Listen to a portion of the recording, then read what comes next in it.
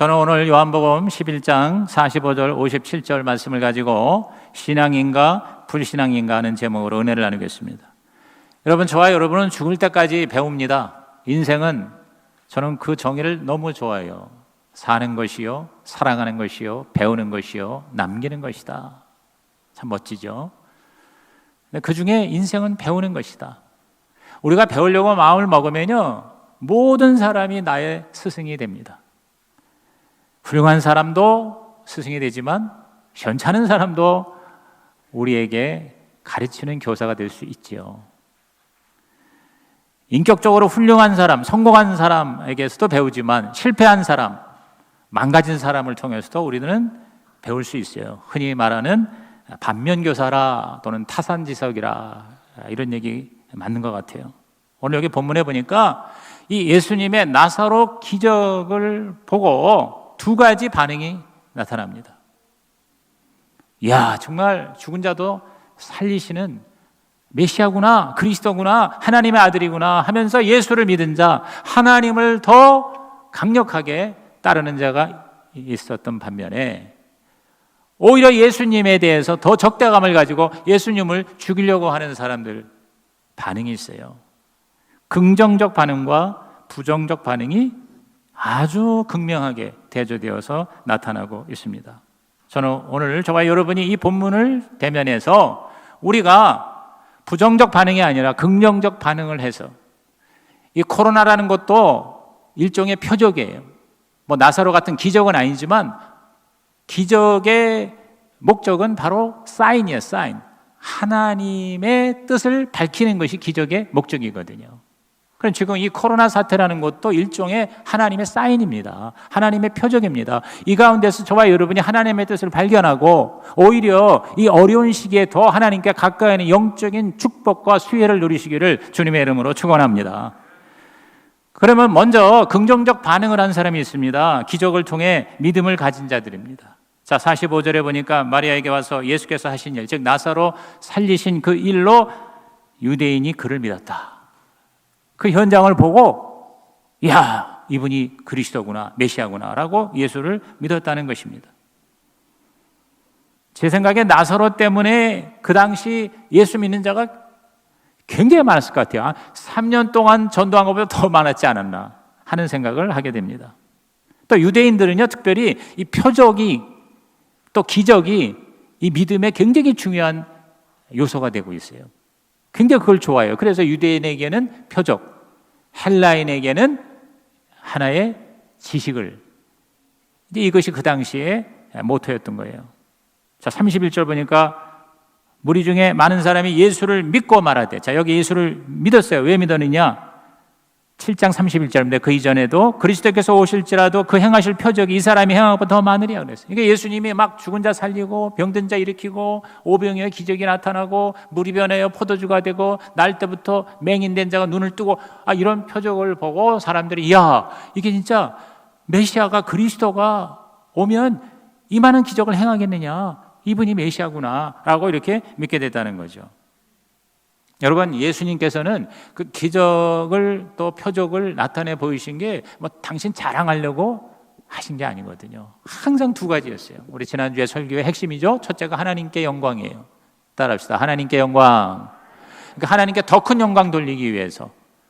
그래서 바로 가서 고치지 않고 나흘이나 지나서 시체가 썩어 냄새나서 전혀 이것은 불가능한 상황에서 예수님이 나사로를 살리셨단 말이에요. 그러니까 더 크게 영광이 된 거죠, 하나님께.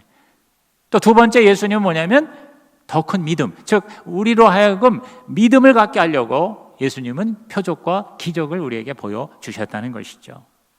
그래서 우리 지난주 설교를 다시 한번 리뷰하면 요한복음 11장 15절에 보니까 예수님이 나사로 얘기 듣고 바로 가지 않은 이유는 바로 뭐냐? 너희로 믿게 하려 함이라 그랬어요. 믿게 하려 함이라. 바로 가면은 이건 죽은 게 아니고 기절했다가 다시 살아난 거지 하고 사람들이 안 믿는단 말이에요. 그런데 죽은 지 나흘이 되니까 시체가 썩어서 냄새가 나는 정도니 그 상황에서 살렸으니까 이게 안 믿을 수가 없는 거죠. 그러니까 예수님이 전략적으로 사실 빨리 와달라는 거 그거 안 가가지고 나사로 삼남매한테 원망도 들었잖아요. 이 예수님이 빨리 가서 고쳐주고 싶었을 거예요. 그런데도 참으신 거예요. 왜냐하면 더 큰 하나님께 영광 돌리고 더 많은 사람에게 믿게 하려고.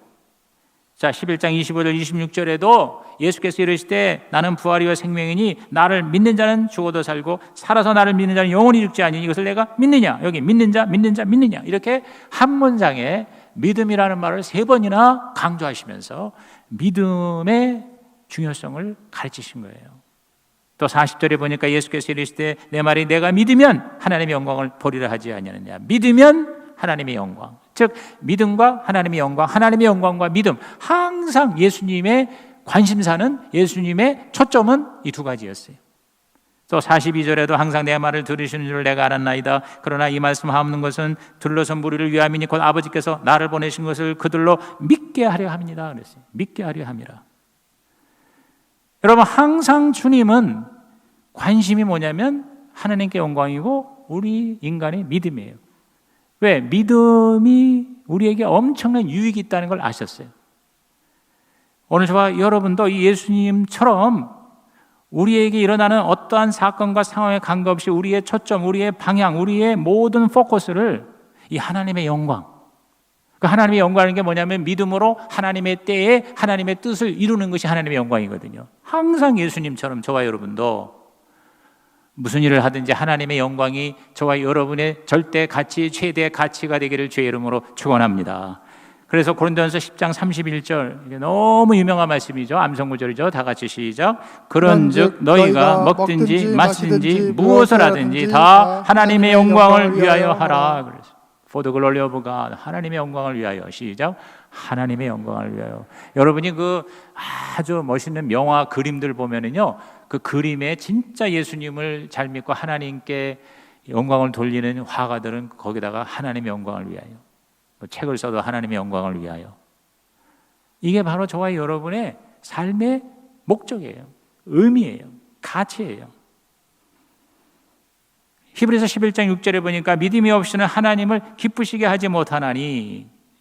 자, 첫째가 하나님의 영광이요, 둘째는 믿음이에요. 왜 믿음이 중요하냐면 하나님이 가장 기뻐하시는 것이 믿음이에요. 믿음. 하나님이 계신 걸 믿고 하나님이 오는 자에게 복을 준다는 걸 믿는 자를 하나님은 너무너무 좋아하시고 기뻐하신다. 여러분, 하나님께 영광이라는 게 굉장히 추상적일 수 있거든요.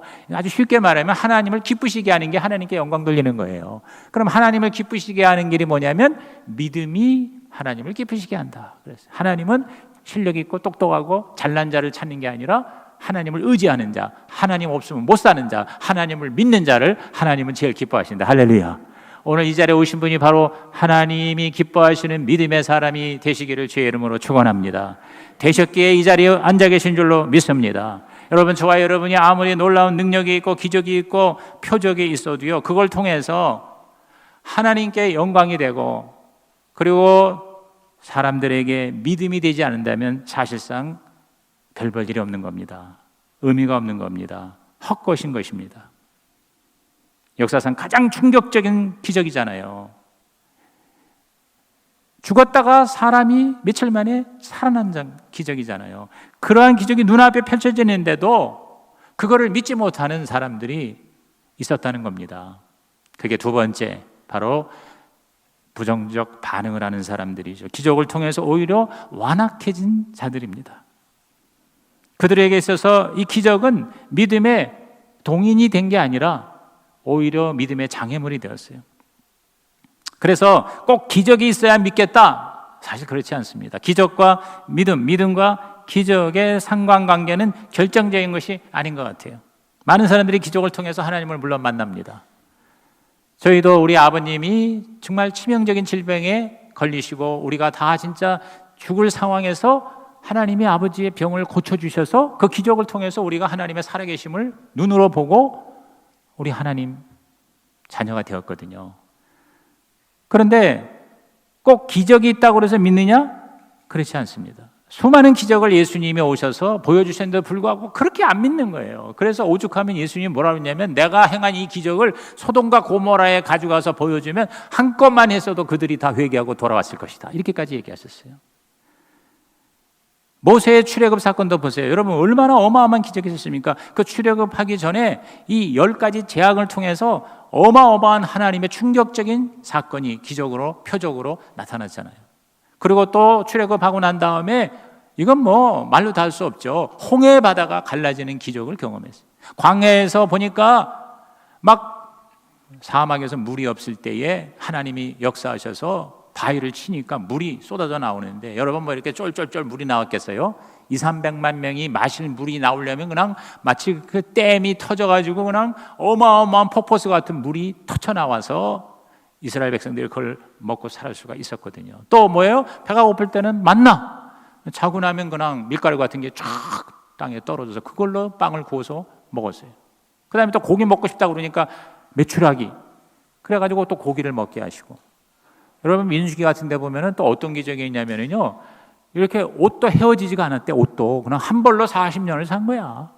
그 다음에 신발도 헤어지지가 않고 그리고 신발이 커져. 신발이 커지는 거야. 그러니까 아기가 신발이 요만하면 이 발이 자라니까 신발도 그게 자랐을 거 아니에요. 성경에 꼭 그렇게는 나와 있지 않아도 그런 의미로 설명이 되어 있어요. 이게 뭐 보통 그러니까 완전히 이스라엘 백성들은 출애굽하면서 40년 동안 기적이 바르고 삶이고 삶이 바로 기적이었었어요. 그런데도 불구하고 하나님에 대해서 믿지를 못하고 금송아지 우상을 섬기고 하나님을 슬프게 한 일이 얼마나 많았어요. 그러니까 하나님께서 도저히 안 되겠다. 그래서 그 출애굽한 1세대는 다 광야에서 죽게 하시고 40년을 방황하게 하신 다음에 거기서 태어난 아이들이 자라가지고 가나안 땅에 2세대에 들어가게 하신 것을 우리는 기억합니다. 그러므로 저와 여러분이 꼭 기적이 있어야 내가 믿음이 생긴다 이런 생각하지 마세요. 이미 있는 기적, 성경의 기적, 이걸 여러분이 아멘으로 받아들이면 우리에게도 동일한 하나님의 역사가 나타날 줄로 믿는 것입니다. 예수님이 부활한 사건, 그걸 목격한 자들 증언, 그리고 그것에 기록된 성경, 그리고 그거를 믿음으로 받았을 때 수많은 사람이 살아나고 구원을 받은 이 놀라운 은혜가 이미 우리에게는 뭐요? 깔려 있어요. 깔려 있어요. 오늘 저와 여러분은 정말 예수 믿기에 최고의 시대에 살고 있어요. 아주 보통 은혜로 시작해서 은혜로 끝나는 거예요. 우리나라로 봐도요, 반만년 역사에 이렇게 정말 좋은 시절이 어디가 있습니까? 큰한 교회가 그냥 얼마나 많아요. 복음이 얼마나 풍성해요. 기독교 텔레비전 방송도 4개나 5개나 있고 얼마든지 우리가 하나님의 은혜를 믿음으로 받아들일 수 있는 기회가 널려 있는 시대에 우리는 태어났어요. 할렐루야. 우리가 이런 어떤 육체적인 물질적인 삶도 최고로 좋은 시대에 살고 있어요. 지금 이 코로나 팬데믹에서도 우리나라가 상대적으로 다른 나라, 미국 같은 세계 최강국의 나라보다도 오히려 이것을 잘 관리하고 있다고들 자타가 인정하지 않습니까? 벌써 10만 명가량 미국에서는 죽어가고 있어요. 우리 딸도 미국에 있기 때문에 연락하면은요, 기가 막힌 거예요. 그 봉쇄령이라는 게 우리는 그래도 완전히 모든 상점이 문 닫는다 이거 없었잖아요. 근데 저긴 다 완전히 문 닫는 거예요, 지금. 슈퍼마켓 식품 사는 거하고 병원하고 약국만 빼고는요, 뭐 음식점이고 뭐 옷 파는 데고 뭐고 몽땅 다 문을 지금 2달, 3달째 닫아야 된다는 거 아니에요. 그러니까 오죽하면 총을 들고 나서 봉쇄 풀어라. 그 자유를 주장하는 나라인데도 그렇게 하는데도 이게 뭐예요? 해결이 안 되잖아요. 그러니까 그런 거 보면은 뭐예요? 저와 여러분은 진짜 감사할 것밖에 없다고 생각해요. 할렐루야. 저는 감사한 게 우리 교회 교인 중에 지난 석 달 동안에 코로나 걸린 사람 한 사람도 없는 게 얼마나 감사한지 몰라. 그러니까 너무 여러분 두려워하지 말고 너무 여러분 힘들어하지 마세요. 정말 우리는 인류 역사상 우리나라 반만년 역사상 가장 영적으로나 육적으로나 모든 면에서 풍성한 은혜의 시대에 살고 있다. 할렐루야. 근데 문제는 뭐냐면 그거를 믿음이 있어야 내 것이 된다 이 말이에요. 아무리 그게 있어도 믿지 않은 사람은 엉뚱한 짓 하는 거예요. 하나님이 싫어하는 일만 골라 하는 거예요. 하나님이 주신 축복을 가지고 죄 짓는 데에 더 앞장서는 거예요. 지금 우리들의 주위에 일어나는 사건들이 다 그것을 말해주고 있지 않습니까? 저는 신문을 보면은 결국 뭐냐면 죄 충만이야. 이 세상과 인간은 죄라는 것밖에 결론을 못 내려. 그러나 성경을 보면은 하나님의 은혜와 하나님의 사랑이에요. 믿음의 눈으로 그걸 볼 줄 아는 저와 여러분 되길 바랍니다. 그래서 죄는 하나님 앞에 해결받고 하나님의 은혜와 사랑, 축복을 더 많이 받는 믿음의 큰 그릇이 되기를 주의 이름으로 축원합니다. 축원합니다. 바리새인들이 그러한 믿음을 못 가진 거예요. 불신앙의 태도를 가진 거예요. 그래가지고 야, 이런 기적이 일어났으니까 이분이 바로 그리스도구나, 하나님이 살아계시는구나 하면서 예수를 믿어야 될 텐데 오히려 예수를 빨리 죽여야 되겠구나. 왜냐하면 너무 많은 사람이 따라다니니 우리의 기득권이, 우리의 체제가, 우리의 잘 먹고 잘 사는 이 좋은 것들이 한 방에 날아가겠네, 안 되겠네 그러면서 회의를 소집한 거예요. 사내들인 공회, 종교 국회입니다, 일종의. 자, 11장 46절 47절을 보니까 그 중에 어떤 자가 바리새인에게 가서 예수께서 하신 일을 알렸어요. 그러니까 쉽게 말하면 전도한 거지. 그러면 하고 하나님 앞에 회개하고 예수를 믿고 진짜 자기들이 고대하던 메시아가 왔다는 것을 감사 찬양 예배를 드려야 될 거 아니야. 그런데 47절에 이에 대제사장들과 바리새인들이 공회를 모으고 이르되 이 사람이 많은 표적을 행하니 우리가 어떻게 하겠느냐 그랬어요. 여러분, 대제사장은 사두개파들을 주로 장악을 했어요. 바리새인들은 그야말로 경건주의, 율법주의의 세상말로 도사들이에요. 두 부류가 있었어요. 바리새파, 사두개파. 이 종교 지도자들이거든요. 우리로 말하면은 바리새파는 바로 보수 진영이고 사두개파는 진보 진영이에요. 서로 막 싸우는 그런 관계였어요. 그런데 예수를 죽이는 데에는 한 통속이 된 거예요. 하나가 돼가지고 회의를 하고 야, 이거 그냥 놔둬서는 안 되겠다. 죽여야 되겠다. 이렇게 마치 나라를 사랑하는 애국적인 그러한 겉으로 포장을 해가지고, 자, 48절 보세요. 만일 그를 이대로 두면, 예수를 그대로 두면 모든 사람이 그를 믿을 것이요 그리고 로마인들이 와서 우리 땅과 민족을 빼앗아가리라. 왜? 사람들이 예수를 왕으로 옹립을 해서 정치적으로 해방을 누리겠다고. 왜? 그 당시에 이스라엘이 지금 로마의 식민지였잖아요. 그러면 우리가 어떡하냐? 망하네. 그래서 마치 그 나라를 살린다 하는 그런 차원에서 변명을, 핑계를 대고. 근데 사실은 뭐예요? 자기들이 기득권이에요. 자기들 욕심을 채우는 데에 장애가 되니까 예수를 죽여야 되겠다. 사실은 영적으로 완전히 죽은 거예요. 신앙의 양심이 아직 화인 맞은 거예요. 사실은 그 당시에. 뭐 좋은 의미로 말하면 무지고요. 나쁜 말로 말하면 악한 마음의 욕심이 있었던 겁니다. 여러분, 저와 여러분이 예수를 믿으면 인간적으로, 세상적으로 불편하고 부담되고 손해보는 경우 얼마든지 있을 수 있습니다. 집안에 종교의 갈등이 있고 제사를 또 뭐 드린다 안 드린다 이것 때문에 시끄럽고 또 내가 좋아하는 것들 뭐요? 하지 말아야 될 거 많잖아요. 뭐 술, 담배 좋아하는 사람은 예수 믿고 신앙생활 잘하려면 어떻게 해요? 그거 금해야 되거든요. 주일날에도 그냥 놀러 다니는데 바쁜 게 아니라 이렇게 주일날은 주님의 날이니까 주일 성수하면서 예배를 드리고 돈도 그냥 벌어가지고 내 돈이라고 해서 내 마음대로 쓰는 게 아니라 10의 1조를 온전히 드리고 11조만이 아니라 모든 것이 다 하나님의 것이니 이걸 가지고 하나님의 뜻대로 써야지. 항상 이러는 게 진짜 뭐예요? 이게 바로 그리스도인이고 이게 진짜 믿음의 사람의 모습이지 않습니까?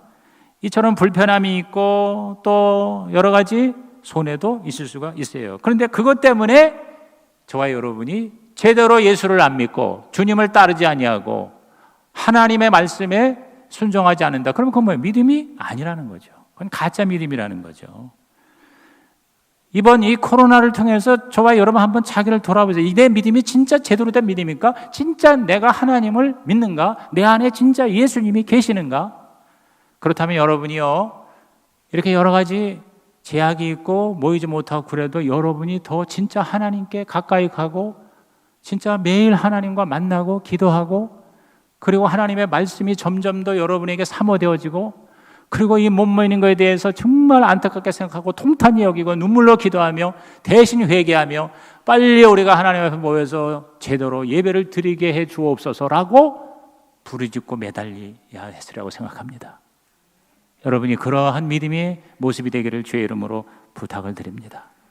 여러분, 예수 믿는 것은요, 상대적인 가치의 선택이 아닙니다. 좀 더 잘 사는 것이 예수 믿는 게 아니에요. 그렇다면 난 목사 안 돼요. 그렇다면 전도할 필요 없어요. 좀 더 잘 사는 거예요. 예수 믿고 기독교인이 되면은 세상 사람들보다 좀 더 잘 산다.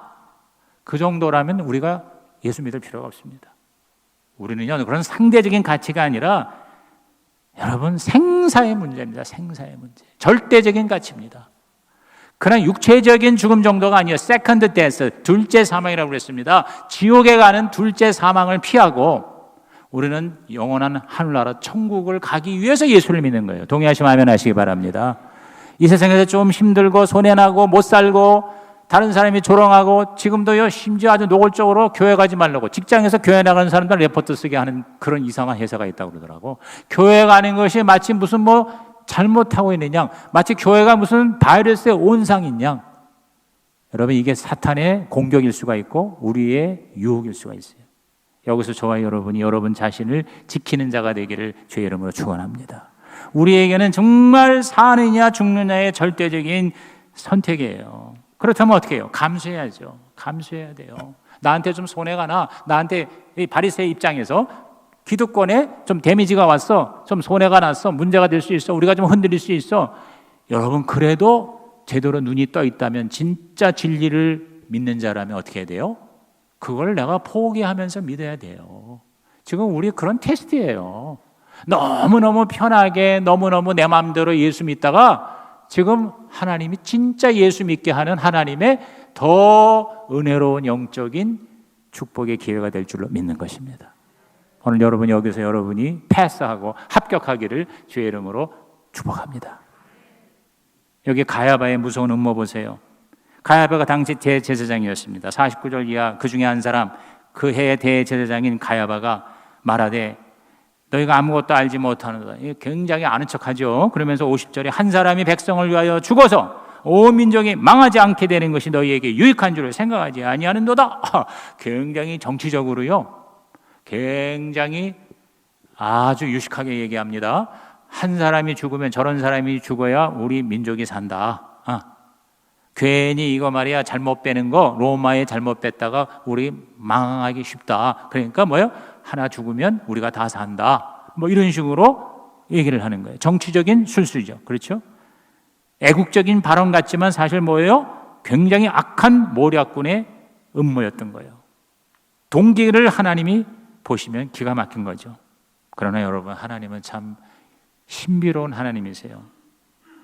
그 악한 자의 말도 예언의 성취로 하나님은 사용하시는 거예요. 모든 인류를 구원하기 위해서 예수가 죽으셔야 하는 것을 그 악한 자의 제사장의 입에서 나오게 한 거예요. 자, 51절 이하 보세요. 이 말은 스스로 함이 아니요 그 해의 대제사장이므로 예수께서 그 민족을 위하시고 또 그 민족만 위할 뿐 아니라 흩어진 하나님의 자녀를 모아 하나가 되게 하기 위하여 죽으실 것을 미리 말함이로라 그랬어요. 다음 장 12장에 본격적으로 예루살렘 입성해서 십자가에 매달리잖아요. 진짜 한 이스라엘 민족뿐만 아니라 다른 사람까지도 구원하기 위해서 예수가 십자가에서 희생당할 거를 예언을 하게 하고 그것을 이루게 하는 작업이었던 것이죠. 여러분, 하나님은 악한 자를 통해서도 역사하세요. 악인의 입술을 통해서도 당신의 계획과 뜻을 나타내 주시는 것입니다.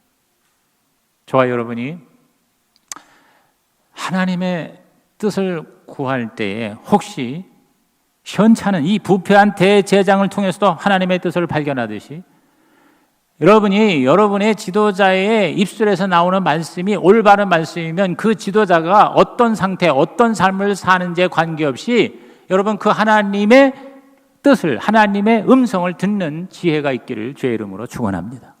여러분이 볼 때 저 현찮은 사람이 말을 하는데 말은 잘하는데 내가 보니 저 사람이 여러 가지 현찮아. 인격적으로나 생활적으로 문제가 있어. 또 누가 그렇게 얘기해. 그러면 여러분 뭐예요? 은혜가 팍 떨어지는 거예요. 그 입에서 나오는 말씀 안 들으려고 그래요. 그건 나만 손해예요. 나만 손해. 여러분, 하나님의 말씀은 그냥 액면 그대로 받아들이시고 그거를 내가 믿고 따라가고 순종하면 그 자체가 바로 하나님의 축복의 마스터키가 될 줄로 믿는 것입니다. 예수님이 그렇게 말씀하셨잖아요. 마태복음 23장 2절 3절에 서기관들과 바리새인들이 모세의 자리에 앉았으니, 자, 모세의 자리에 앉으니까 그러니까 여러분이요 그 사람의 인격을 보고 따라가지 말고 자리를 보고 순종하면 돼요. 여러분이 직장에서 상사가 있어요. 근데 그 사람이 아주 엉망이야. 인격적으로 문제가 많아. 그렇다고 해서 내가 그 상사의 말에 내가 순종하지 않는다 그러면 나만 손해예요. 그렇죠? 인격에 따라가지 말고 포지션에, 위치에 내가 따라가는 거예요. 그러면서 뭐라 했어요? 그러므로 무엇이든지 그들이 말하는 바는 행하고 지키되 그들이 하는 행위는 본받지 말라. 그들은 말만 하고 행하지 아니하며. 그러니까 그 당시에 종교 지도자들이 다 썩었어. 부패했어. 그러니까 예수님이 봐도 다른 사람이 봐도 한심한 거예요. 말은 잘해, 가르치기는 잘해. 그런데 행동과 삶은 엉터리예요. 언행일치하지 않아요. 그거 판단하고 그거 비난하고 그거 싫다고 해서 진리를 거부하지 말라는 거예요. 그건 그거고 나중에 하나님이 심판하시고 판단하실 것이고 그 가르침은 받아들여라. 행위는 본받지 말고 그 진리는 받아들여라. 이해가 되시면 아멘. 네, 여러분이 그렇게 사시면 문제가 없는 거예요. 네, 여러분이 손해 날 일이 없는 거예요. 그런데 그렇지 않으니까 손해가 나는 거예요. 예수 안 믿는 사람도 마찬가지인 것 같아. 아니 교회 갔더니 말이야 엉망이더라. 목사부터 시작해서 성도들 집사라고 장로라고 하는 사람들이 다 엉터리다. 그러니까 교회 가봐야 소용없다. 예수 안 믿겠다. 여러분 그거 자기 손해지. 왜? 믿어야 될 건 그 사람이 아니라 뭐예요? 예수님이고 복음이고 하나님의 뜻이죠. 할렐루야. 똑같은 상황인 것 같아요. 오늘 저와 여러분께서 정말 신앙, 믿음의 축복을 받기 위해서도 바로 이 하나님의 원리를 따라가는 자가 되기를 주의 이름으로 부탁합니다. 마지막 세 번째, 그러므로 결론은 뭐냐? 오직 하나님만 바라자. 시작. 오직 하나님만 바라자. 쉽지 않죠. 어렵습니다. 눈에 뵈는 게 사람이니까. 근데 사람 보지 말라는 거예요. 사람 보고 실망하지 말고 주님 바라보고 소망을 갖는 진짜 믿음의 저와 여러분 되시기를 주의 이름으로 축복합니다. 그러기 위해서 뭐냐? 목적에 집중하는 게 목적이 있는 삶, 목적이 이끄는 삶. 목적이 뭐야? 하나님이에요. 목적은 하나님이에요. 하나님의 영광이에요. 우리의 믿음이에요. 계속해서 이 얘기입니다. 그러니까 하나님께 더 영광을 돌리고 나의 믿음에 유익이 되는 쪽으로 생각하려면 뭐냐면 그 목적에 초점을 맞추라는 거죠. 그래서 바울은요, 주의 일을 하는 데 있어서 여러 가지 꼴불견이 나와요. 시기하고 경쟁하고 싸우면서 주의 일을 하는 경우 있죠. 그래서 교회에서도 그래서 문제가 많잖아요. 그런데 바울이 이렇게 얘기합니다. 빌립보서 1장 18절에 그러면 무엇이냐? 거칠어로 하나 참으로 하나 무슨 방도로 하든지 전파되는 것은 그리스도니 이로써 나는 기뻐하고 또한 기뻐하리라. 여러분 정말 주님을 사랑해서 주의 일을 하는 사람이 있는 반면 자기 야망을 위해서, 자기 유익을 위해서, 인정받기 위해서 나에게 플러스가 되는 거 계산하면서 주의 일을 하는 사람이 있잖아요. 그죠? 교회에서도 그렇고 목회자도 그럴 수 있고 평신도도 그럴 수 있어요. 그것 때문에 절망하지 말라는 거예요. 바울은 참 그런 면에서 굉장히 멋있는 사람인 것 같아. 왜? 어떻게 되든 저렇게 되든 예수님이 전파되면 나는 그것으로 기뻐하겠다. 할렐루야. 오늘 여러분이 이런 목적에서 이탈하지 않고 목적 중심주의로만 나가면, 하나님 중심으로만 나가면 여러분 모든 것이 합력하여 선을 이루게 될 줄로 믿습니다. 큰 그림에는 밝은 모습도 있지만 어두운 모습도 있어서 이것이 조화가 되므로 아름다운 작품이 될 수가 있다는 것이죠. 그래서 결론이 뭐냐? 바로 빌립보서 1장 20절 21절 나의 간절한 기대와 소망을 따라 아무이라든지 부끄러워하지 아니하고 지금도 전과 같이 온전히 담대하여 살든지 죽든지 내 몸에서 그리스도가 존귀하게 되게 하려 하나니 이는 내게 사는 것이 그리스도니 죽는 것도 유익함이라 그랬어요. 따라합시다. 사는 것이 그리스도입니다. 그러니까 여러분 예수를 믿는다는 거는요, 제가 이 팀 켈러의 답이 되는 기독교로서 읽으면서 더 그런 확신을 얻었어요. 거기는 한 6가지를 얘기했는데 세상에서 절대로 가질 수 없는 6가지를 얻는 거예요. 근데 그 중에 제일 중요한 거 2가지 얘기할게요. 그게 뭐냐면 첫째가 삶의 의미입니다. 내가 왜 사느냐? 삶의 의미, 가치, 목적을 확실하게 발견하는 것이 예수 믿는 것입니다. 할렐루야. 그러니까 짧은 이 어떻게 보면 허무한 인생 같은 삶에서 영원한 가치를 얻는 것이 예수 믿는 것이에요. 그러니 이게 얼마나 기가 막힌 거야. 세상에 어떤 것도 이거를 설명이 불가능합니다. 철학, 종교, 기타 어떠한 이 세상의 성취도 여러분 진정한 삶의 의미, 가치를 발견 못해요. 삶의 목적을 줄 수가 없어요. 그 다음에 2번째가 뭐냐면 정체성이에요. 내가 누구냐 하는 거예요. 내가 누구냐 도대체. 이게 우리 모든 인간의 고민이에요. 도대체 나는 누구냐 하는 거예요. 그래서 내가 어디서 와서 무엇 때문에 살며 어디로 가는가. 그리고 또 한 가지가 뭐냐면 죽음의 문제죠. 내가 과연 내 마지막 어떻게 될 것이냐. 죽음이 두려운 거예요. 죽음이 무서운 거예요. 근데 그것보다도 여러분 더 무서운 게 뭔지 알아요? 죽음 이후에 뭐냐는 거예요. 나 솔직히 죽음으로 끝난다 그래도 나는 사실 예수 안 믿습니다. 죽으면 그만이잖아. 죽으면 다 끝이니까. 그러면 그냥 죽기 전에 딥다 내 하고 싶은 대로 살고 죽으면 땡 아무것도 없어 끝났어. 그러면 여러분 예수 믿을 필요 없어요. 근데 여러분 인간의 본능적인 직관이 뭡니까? 죽음으로 끝나는 게 아니라는 거예요. 죽음은 뭔가 그 후에 뭐가 있다는 거를 사람들은요 모르지만 아는 거예요. 그래서요 철학이 있고 종교가 있고요 여러 가지 사상적 고민이 있는 거예요. 근데 그걸 어떤 것도 설명을 못합니다. 이 세상에 어떤 것도. 그러나 예수님은 설명을 해주시는 거예요. 죽은 다음에는 성경이 뭐라 합니까? 지옥이 있고 심판이 있고 그리고 천국이 있고 구원이 있다는 거예요. 근데 심판을 다 받을 수밖에 없는데 인간은 안 받는 길이 있다 이거예요. 그게 뭐냐면 대신 심판받고 대신 십자가에서 죽은 예수님만 붙들면 우리는 죽지 않고 우리는 심판받지 않고 우리는 지옥 가지 않고 죽어도 다시 부활해서 천국 간다. 이거 믿으시면 아멘 하시기 바랍니다. 여러분 이거를 믿는데 뭐가 문제냐는 거예요. 이게 진짜 여러분에게 절대 가치가 되고 진짜 이것이 여러분의 믿음이라면은요. 여러분 다른 거는 그게 그렇게 문제가 아니에요. 왜? 상대적인 것이니까. 코로나가 그렇게 무섭습니까? 여러분 걸릴까 봐 그렇게 무서워서 하나님 앞에 제대로 예배도 못 드립니까? 솔직히 우리가 교회가 한국 교회가 지금 온라인 예배로 대체한 것은요 코로나가 무서워서가 아니에요. 대사회적으로 교회가 이 신천지 때문에 교회가 완전히 지금 망가질 직전에 있으니까 그것이 그 사회적인 비판이 우리 교회의 복음 증거를 막을까 봐 눈물을 머금고 우리가 어떻게 했어요? 현장 예배를 중단하고 온라인으로 하는 거예요. 진짜 여러분이 하나님을 믿으십니까? 정말 여러분이 예수가 여러분 안에 계십니까? 정말 여러분이 지금 죽어도 천국 가는 거 믿으십니까? 그러면 그 믿음의 증거를 여러분 보여주셔야 됩니다. 이번 코로나로 여러분의 믿음이 내가 손을 들라고 그러지 않을게요. 둘 중에 하나입니다. 여러분의 믿음이 더 깊어지고 좋아졌습니까? 아니면 여러분의 믿음이 식어졌습니까? 여러분 여기에 대한 심각한 자기 진단을 하셔야 됩니다. 그래서 다시 여러분이 진짜 내 믿음이 진짜 믿음이 되기를 주의 이름으로 축복합니다. 시원찮은 사람들 악인을 통해서도 하나님의 뜻을 계시하시고 이루시는 그 하나님. 그러므로 여러분 남을 비판할 것도 없고 판단할 것도 없습니다. 악한 자가 헛소리하는 것 여러분 하나님 그걸 통해서도 역사하십니다. 예수님은 자기를 죽이려고 하니까 일단 피하셨어요. 54절에 보니까 드러나지 않게 다니시고 빈들 가까운 곳인 에브라임이라는 동네에 가셨다. 여러분 에브라임이라고 하는 그 뜻이 뭐냐면 풍성한 열매라는 뜻이에요. 그런데 실제 그 지역은 어쩌면 빈들이에요. 광야예요.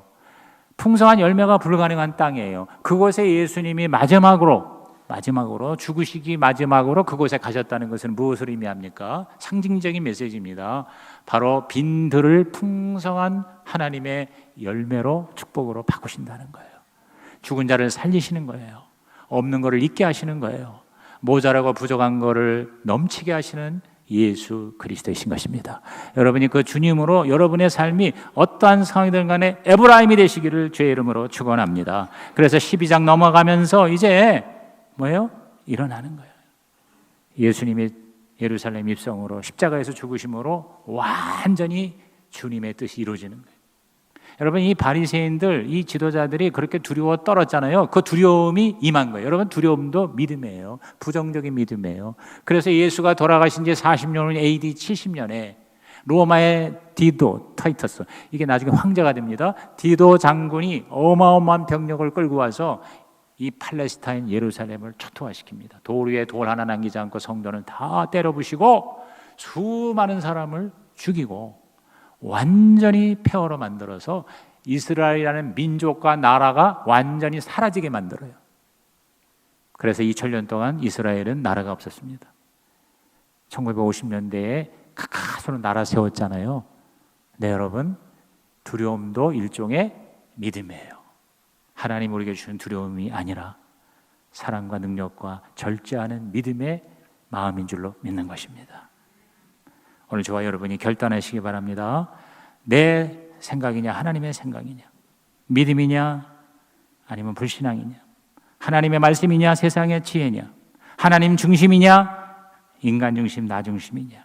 오늘 불신앙이 아닌 신앙의 결단을 하는 저와 여러분 되어 여러분의 예배의 자리, 기도의 자리, 목장의 자리가 제대로 회복되기를 주의 이름으로 축복합니다. 마지막 시편 144편 2절을 큰 소리로 읽고 말씀을 마칩니다. 시작. 여호와는 나의 사랑이시요 나의 요새이시요 나의 산성이시요 나를 건지시는 이시요 나의 방패이시니 내가 그에게 피하였고 그가 내 백성을 내게 복종하게 하셨나이다. 하나님 아버지, 오늘 우리 모두가 다 하나님에게 피하는 자가 되게 하여 주시옵소서. 하나님이 나의 방패가 되시고 산성이 되시고 요새가 되시고 구원자가 되시고 치료자가 되시고 우리를 다시 일으키는 위대한 주인이 되어 주시옵소서. 예수님의 이름으로 축복하며 기도하옵나이다. 아멘. 우리 주님 뜻대로 살기로 했네. 오래간만에 이 간단한 복음성가를 정말 여러분의 결단의 신앙 고백이 됐으면 좋겠습니다. 주님 뜻대로 살기로 했네 찬양 부르고 잠깐 기도하겠습니다.